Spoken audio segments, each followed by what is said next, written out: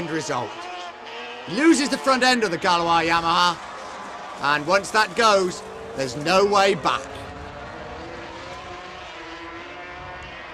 And it's so important in bike crashes, he doesn't get hit by the machine that bounces away from him, and normally if that happens, the rider is okay. The bike, though, very second-hand indeed.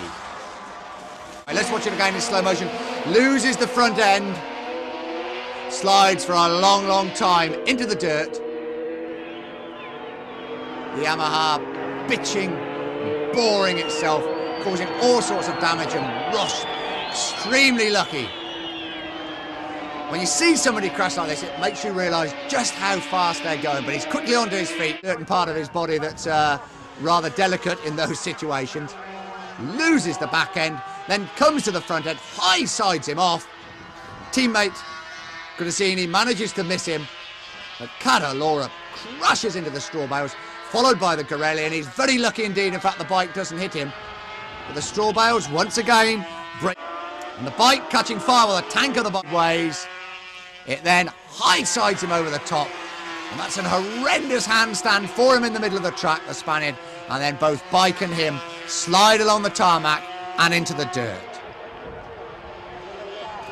Again, the bike just clipping his foot as he goes through, but very lucky not to be hit by the machine as they both slide off the track. Look again, he just gets the front wheel on the white line surrounding the track, and then he's gone.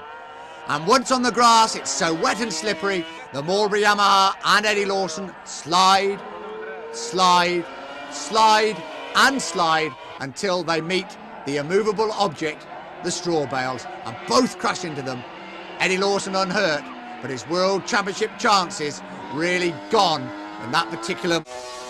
Certainly Gustav Reiner's got no chance of getting back into the race as he demolishes the straw bales, goes right through them backwards. Spectacular crash Grand Prix. It was the first race of the calendar, and crashes came in all sorts of shapes and sizes during practice.